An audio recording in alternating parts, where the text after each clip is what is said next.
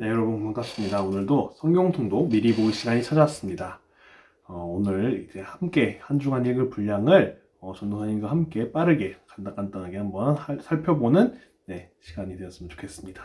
이번 주에 우리가 읽을 분량은요, 드디어 지난주까지 해서 모세오경이 다 끝나고요, 이제 새롭게 역사서 부분으로 들어가서요, 여호수아가 이제 여호수아 부분을 읽게 되었습니다. 그래서 이번 주에는 여호수아 1장부터 18장까지 함께 읽게 될 것 같아요. 네, 그래서 이 여호수아 부분은 여러분들이 잘 알겠지만 가나안 지역을 새로운 지도자인 여호수아와 함께 이제 공격하여서 무찌르고 그곳을 점령하여서 하나님께서 적과 꿀이 흐르는 땅을 주시리라라고 하셨던 그 말씀대로 이제 지파별로 분배하여서 그 땅을 차지하는 그런 내용들입니다. 그래서 이전보다는 그래도 조금은 더 좀 흥미롭고 재밌게 볼 수 있을 것 같아요. 정복에 대한 역사들이 많고 하니까 좀 더 재밌게 볼 수 있을 것 같습니다. 그러면 전도사님과 함께 1장부터 이제 한 장 한 장씩 알아보도록 해볼게요. 자, 먼저 1장을 보시면은 1장에서 드디어 하나님께서 여호수아에게 말씀을 하셔서 이제 모세가 죽고 난 이후 여호수아가 지도자로서 새 출발을 하게 됩니다. 그래서 여호수아의 입장으로서는 모세가 지금까지 잘 이끌었잖아요. 그 뒤를 이어서 지도자의 자리에 있게 된다는 게 사실 그렇게 쉬운 일이 아닐 거예요. 아마 여호수아도 정말 훌륭한 지도자이고 지휘관이었지만 많은 그 염려가 있었을 거예요. 그래서 하나님께서 7절, 8절, 9절을 통해서 그 여호수아에게 힘을 주시는데, 자, 이 부분이 전도사님도 참 좋아하는 그런 내용이에요. 그래서 뭐라고 하시냐면은 담대하여서 율법을 다 지키고 우르나 좌우나 치우치지 말라. 그리고 율법책을 내 입에서 떠나게 하지 말라. 그리고 강하고 담대하라. 그러면은 하나님께서 너와 함께 하실 것이다. 이렇게 힘을 주시거든요. 그래서 참 저도 이 말씀을 많이 좋아하는데 우리 친구들에게도 아마 큰 위로와 힘을 주시는 말씀이 아닐까 생각을 합니다. 네, 그래서 1장에서는 이렇게 하나님께서 여호수아에게 힘을 주시고 여호수아가 그 가나안으로 나아가기 위해서 이제 시작하는 그런 부분이 1장 내용입니다.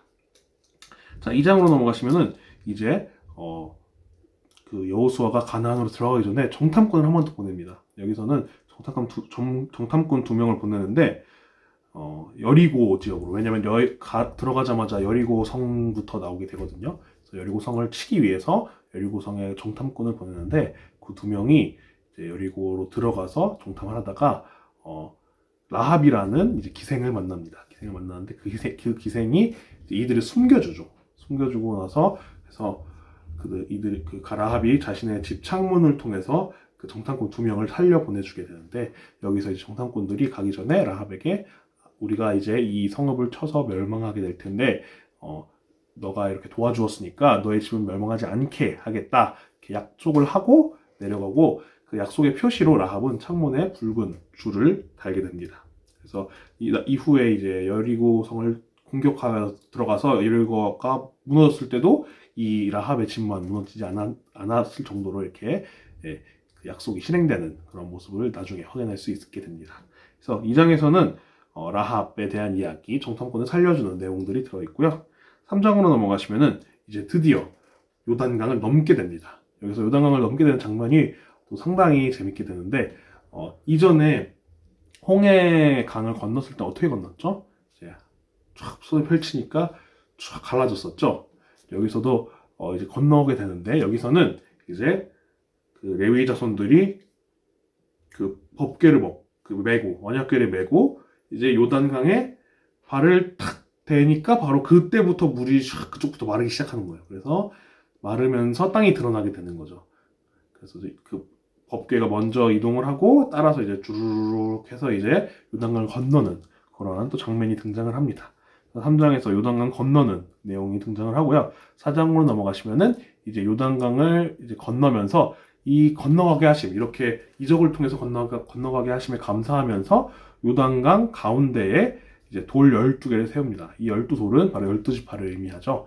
그래서 감사하는 의미로, 하나님께 감사한다는 의미로 그 요단 중앙에 12개의 돌을 세우게 되고요. 그리고 모든 백성이 다 건너가고 난 후 이제 길갈이라는 곳에 진을 치게 되는데, 그 길갈이라는 곳에도 또 똑같이 돌 12개를 세우게 됩니다. 그 요단 강에서 세우는데 왜 여기 또 세우냐면요, 여기서는 이제 자손들이 기억하게 하기 위해서. 왜 이 나중에 후손들이 이 12돌이 뭐예요? 이러면 이렇게 물어보면은 이 12돌은 우리가 이전에 이 가나안으로 넘어올 때 하나님께서 우리 백성들을 이렇게 보살펴 주셨다라는 의미로 그것을 기억하게, 후손들에게 기억하게 하기 위해서 이 돌들을 세우게 됩니다. 그게 내용이 이제 4장에 있고요. 그리고 5장으로 넘어가시면은 이제 드디어 출애굽을 하고 나서 첫 번째 할례를 하게 됩니다. 왜 할례를 행하게 되냐면요. 출애굽을 하고 난 후에는 사실 지정된 땅이 없이 계속 유목 생활을 했잖아요. 그렇기 때문에 원래는 했어야 할 할례 의식을 행하지 못한 거예요. 그래서 출애굽 이후에 태어난 모든 사람들은 할례를 하지 못한 상태에 있었기 때문에 이제 5장에 와서 이제 가나안 요단 너머에 왔을 때 드디어 가나안 적과골이 흐르는 가나안 땅으로 들어가기 전에 하나님과의 약속, 언약을 행하기 위해 할례를 하지 못했던 이들을 할례를 행합니다. 그래서 할례를 행한 내용들이 있고요. 그리고 요단강 넘어와서 처음으로 그 땅의 소산물을 먹게 됩니다. 소산물이라는 게 이제 가나안 땅에 난 농작물을 먹게 되었다는 것인데요. 이 가나안 땅에 있는 농작물을 먹게 된 이후부터 그 전까지 계속 내렸던 만나가 그치게 됩니다. 왜냐면 이제 만나가 없어도 그 가나안 땅에 있는 소산물로 먹고 살 수 있게 되었기 때문에 하나님께서 만나를 그치게 하십니다. 그래서 그런 내용들이 5장에 등장을 하게 됩니다. 그리고 6장으로 넘어가시면 드디어 이제 여리고성을 무너뜨리게 되는데요. 이 여리고성을 무너뜨리는 내용들은 아마 여러분들 단번씩은 들어봤을 거예요.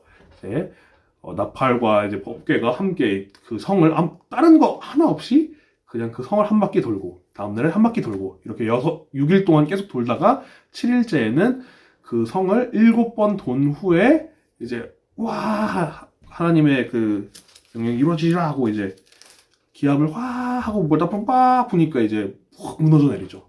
그 전에 라합과 그 집은 멸망하지 않으리라 라고 했기 때문에 그 라합의 집만은 멀쩡하고 나머지 부분들이 무너지게 됩니다. 그런 내용들이 이제 6장에 등장하고요. 그리고 그 전에 이제 여리고성이 무너진 이후에 여호수아가 그 땅에 저주를 내립니다. 나중에라도 이후에 이 여리고성을 다시 세우려 하는 이들이 있다면 그 기초를 쌓을 때 맏아들이 잃게 되고 그 문을 세울 때 막내 아들이 잃게 되리라 라고 저주를 내립니다. 그 저주가 이후에 이제 열왕기 부분으로 넘어갈 때 아합 시대에 다시 그 저주가 실행이 됩니다. 나중에 또 함께 보게 될 것 같고요. 6장에서는 여리고성을 정벌하는 내용이 등장을 하게 됩니다. 자, 7장으로 넘어가시면은 이제 아이성 전투를 하게 되는데요. 여기서 중요한 것이 아간이라는 사람이 범죄를 하게 됩니다. 그래서 처음에 아이성으로 정탐을 보냈을 때는 이 성은 여리고보다는 조금 작은 성이기 때문에 우리가 뭐 다 올라가지 않고 일부만 보내도 될 것 같다 이런 판단을 내려서 이제 이스라엘 백성들 중에 3,000명만 이 아이성을 치게 됩니다. 근데 그 전에 아간이라는 사람이 여리고에 있던 모든 것을 하나님께 다 드려라 라고 했음에도 불구하고 자신의 것을 챙긴 거예요. 몇 개를 일부를. 그렇기 때문에 하나님께서 그 아간의 범죄를 좋지 않게 악하게 생각하시고 여리고 성보다 조그만 성이었음에도 불구하고 그 성에서 이스라엘 백성들이 패하게 됩니다. 그래서 왜 이렇게 패하게 됐을까에 대한 이유를 이제 알아보게 됐는데 결국 아간의 범죄가 드러나게 되죠. 그래서 그 아간이라는 사람은 돌에 맞아 죽게 됩니다. 그 죄로 인해서. 그래서 7장에는 아간의 범죄로 인해서 아이성에서 패전하는 내용이 등장을 하고요. 8장으로 넘어가시면은 다시금 이제 아이성을 정벌하게 됩니다. 그때는 이제 모두 다. 7장에서는 일부만 갔었죠. 8장에서는 모두가 아이성으로 치러 올라갑니다. 그래서 확실한 승리를 거두고 아이성을 점령하게 됩니다. 함락시키게 되죠. 그 내용이 8장에 있고요. 9장으로 넘어가시면은 이제 가나안 지역에 이스라엘 백성들의 소문이 쫙 퍼지게 됩니다. 그 큰 여리고성 그리고 이어서 아이성까지 파죽지세로 무너뜨린다는 소문이 들리니까 그곳에 있던 기브온 백성들이 있었어요. 그 기브온 백성들이 그 소문을 듣고서 이러다가 우리 족속도 멸망하겠다라는 두려움을 느끼고서 꾀를 냅니다. 그래서 원래는 바로 옆에 근처에 있는 족속들임에도 불구하고 마치 엄청 먼 곳에서 온 양 이제 신발도 다 해지게 하고 옷도 다 해지게 하고 그래서 이스라엘 백성들에게 사람을 보냅니다. 그래서 뭐라고 하냐면 우리가 저 먼 나라에서 왔는데 그 소문을 듣고 우리가 우리 백성들의 목숨을 보존하기 위해서 협정을 맺으러 왔습니다. 우리 백성들은 살려주세요. 이렇게 얘기를 한 겁니다. 근데 여기서 여호수아가 원래는 하나님께 이 백성들이 과연 맞을까요? 하고 물어봤어야 했는데 묻지 않고 그대로 그들을 받아들이게 됩니다. 그럼 그렇게 하자. 그러면 우리에게 와서 나무 베고 물 깃는 일을 해라. 그런 일을 해라 라고 이제 어떻게 보면은 속국민처럼 삼게 된 거죠. 그래서 그 협정을 하게 됩니다. 그래서 결국에는 그 이방 백성임에도 불구하고 기브온 백성들은 이제 살아남게 됩니다. 그 내용들이 9장에 있고요. 10장으로 넘어가시면은 이제 기브온을 위한 전투를 하게 됩니다. 왜 이런 전투가 벌어지냐면요. 이제 10장에서 또 다른 예루살렘에 있는 그 가나안 족속들에게 또 소문이 들린 거예요. 여리고도 무너지고 아이성도 무너지고 기브온마저 그들의 밑으로 넘어갔다라는 소문을 듣고서 이거 안 되겠다. 그러면은 우리가 여러 민족들끼리 연합을 맺어서 기브온을 공격을 하자. 그래서 기브온을 공격을 하게 됩니다. 당연히 연합 족속들이 연합군들이 오니까 기브온으로서는 당연히 힘이 없겠죠. 그래서 바로 SOS를 칩니다. 여호수아에게. 우리 도와달라. 우리 그때 협정 맺은 거 있지 않냐? 기억해서 우리 도와줘라. 그래서 협정을 맺은 약속을 한 것이 있기 때문에 여호수아가 도와주러 오게 됩니다. 그래서 여호수아 그 이스라엘 백성들과 기브온 그리고 예루살렘 왕과 그 여러 그 민족들 연합국이 이제 전투를 하게 되는데 거기서 또 하나님의 놀라운 일이 벌어집니다. 그게 뭐냐면은 태양아 너는 머물러라. 달아 너도 머물러라. 이렇게 해서 이야기를 하자 하나님께서 그들과 이스라엘 백성들과 함께 하셨기 때문에 정말로 해와 달이 그 자리에 머무르게 됩니다. 그러면서 그 전투에서 이스라엘 백성들이 정말 큰 승리를 거두게 되죠. 그래서 10장에서는 기브온을 구하기 위한 전투, 해와 달이 그 자리에 머물러 있었던 정말 큰 이적이 이들에게 있었던 그런 전투가 10장에 있게 됩니다. 11장으로 넘어가 볼까요? 11장으로 넘어가시면은 이제 가나안 북쪽 지역의 민족들이 또 동맹을 맺고 전투를 하게 된 겁니다. 그래서 여러 왕들과 전투를 하게 되는데 이들 역시도 모두 다 이겨버리게 됩니다. 하나님께서 함께 하시기 때문에 질 수가 없겠죠, 당연히. 그래서 이기게 된 내용들이 이제 11장에 등장을 합니다. 그래서 12장으로 넘어가시면은 이제 여러 왕들을 정벌을 했거든요. 그래서 12장에서 모세가 이겼던 왕들, 아모리의 시온 왕과 바산 왕 옥, 그 두 왕을 이겼던 요단 동편에서 이겼던 왕, 그래서 모세가 이겼던 왕들은 이러이러하더라 하고 정리를 하고 이후에는 여호수아가 물리친 왕들 31명의 왕들이 누구인가 하고 이제 쫙 정리를 하게 됩니다. 그 내용들이 12장에 등장을 하고요. 13장으로 넘어가시면은 이제 앞부분에서는 그럼에도 불구하고 정복하지 못한 지역들이 있었어요. 몇 지역들을 이제 정복하지 못했다. 이런 내용들을 정복하지 못한 곳이 어디냐라고 정리를 하고요. 그리고 이후의 내용에서는 우리가 이전 신명기와 민수기에서 보았던 그 요단 동편에서 미리 분배를 받았던 어디였죠? 르우벤, 갓, 므낫세 반지파 그 세 지파가 어느 지역을 분배받았는지에 대한 내용들이 있게 됩니다. 그리고 14장으로 넘어가시면은 이제 요단 서쪽에 대한 기업을 분배받는 내용들이 등장을 하는데요. 여기서 또 한 명이 등장을 하게 됩니다. 누구냐면은 바로 갈렙입니다. 갈렙이 누군지 기억을 하시죠? 이전에 민수기 13장에서 처음 그 정탐꾼을 보냈을 때 여호수아와 함께 이 땅을 하나님의 말씀에 따라서 칭찬을 했던 한 명이 바로 갈렙이었죠. 그래서 갈렙이 자신의 지역을 분배받게 되는데 바로 헤브론이라는 곳을 분배를 받습니다. 여기서 갈렙이 뭐라고 하냐면요. 내 나이가 85살이 되었으나 그럼에도 내 아직 힘은 넘치고 기력이 충만하다. 그렇기 때문에 내가 이 땅을 나에게 달라. 그래서 여러분 잘 아시는 유명한 찬송 이 산지를 내게 주소서. 그 말씀이 그 고백이 바로 여기서 나오는 갈렙의 고백입니다. 그래서 이 산지를 나에게 주소서. 이 헤브론 지역을 나에게 기업으로 주소서. 이렇게 이야기를 하게 됩니다. 그래서 그 내용이 14장에서 나오게 되고요.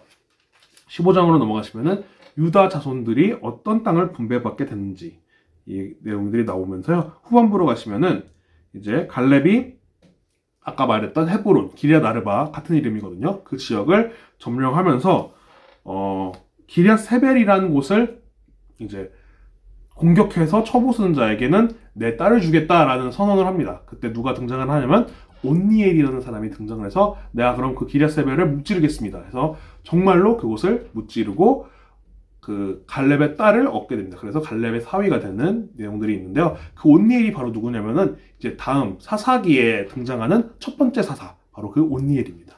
그래서 여기서 온니엘이 갈렙의 사위가 되는 내용들이 또 15장에 등장을 하게 됩니다. 16장으로 넘어가시면은 이어서 에브라임과 므낫세 자손이 어떤 땅을 또 분배를 받는지에 대한 내용들이 나오고요. 17장으로 넘어가시면은 계속 또 원래 동편에 있던 므낫세 그리고 다른 또 므낫세거든요. 여기서는 그 므낫세가 어떤 땅을 분배를 받는지의 내용들이 쭉 나오는데요. 그 이후에 또 한 일화가 등장을 합니다. 그 에브라임과 므낫세 지파, 그러니까 결국 요셉 지파죠. 이들이 우리 땅은 조금 좁은 것 같다, 좀 더 달라, 기업을 좀 더 분배를 해달라라고 하니까 여호수아가 그러면 너희가 가서 개척하라. 너희가 직접 가서 넓혀라 땅을. 그거는 아무런 그게 없으니까 너희가 나가서 그들을 무찔러서 개척을 해라. 그러니까 이제 그 요셉 지파들이 그 다른 곳에 있는 그 백성들은 철병거가 있어서 우리는 할 수 없다. 우리는 그 개척할 수 없다. 따로 그냥 땅을 달라 이렇게 얘기를 하니까 여호수아가 다시금 개척해라. 왜냐면 너희 가운데는 하나님께서 함께 하시기 때문에 철병거든 뭐든 다 이겨낼 수 있다. 라는 이렇게 이야기가 등장하게 됩니다. 그리고 마지막 18장으로 넘어가시면은 이제 마지막으로 나머지 땅 분배, 그리고 베냐민 자손이 어떤 땅을 분배받았는지에 대한 이야기가 등장을 하게 됩니다. 네, 이렇게 이번 주 통독할 분량은 여기까지고요. 그래서 아마 이번 주에 읽을 내용들은 여호수아와 이스라엘 백성들이 하나님과 함께 승승장구하는 내용들, 그 아이성만 빼고요. 네, 승승장구하는 내용들이 담겨 있고 어떤 땅을 분배받게 되는지가 이제 등장을 함께 돼서 그래서 조금만 더 재밌게 흥미롭게 읽을 수 있지 않을까 싶습니다. 네, 이번 주도 전도사님과 함께 열심히 또 성경 통독을 해나갔으면 좋겠습니다.